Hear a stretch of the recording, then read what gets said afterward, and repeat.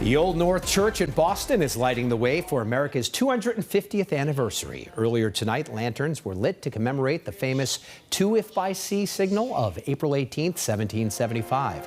During the event, Boston Pop's conductor Keith Lockhart was honored with the 3rd Lantern Award. It recognizes people who exemplify leadership, hope, and citizenship. Meanwhile, the iconic musical sounds of that time are unmistakable and very much alive. Tonight, WBZ photojournalist Tom Bravo introduces us to a group of teenagers in Lexington in tune with history and preserving it one song at a time.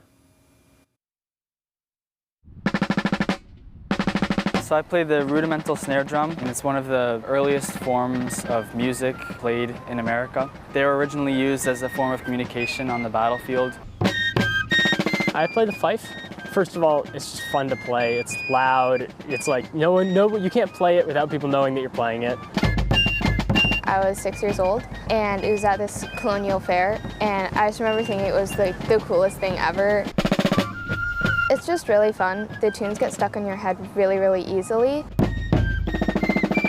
I play the rope tension bass drum. I like how it feels, and with the amount of movement that I get to do, it's really satisfying to just hit the drum and hear the sound. Well, to me, it's less about the music and more about kind of the community that being part of Fife and Drum creates. Just continue fostering the traditions that were kept alive for so long, and I think that's really impressive, especially coming towards the 250th anniversary.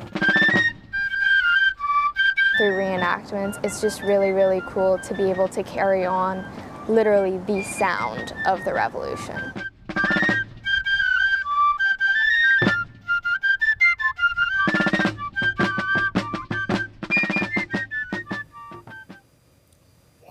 Incredible. And if you want to hear them, they will be in Lexington's Patriots Day Parade on Saturday, 1:30 in the afternoon. It's so great to see them so young, so into it, and oh, that drum roll. So talented. Oh, I could listen to that all night. Awesome.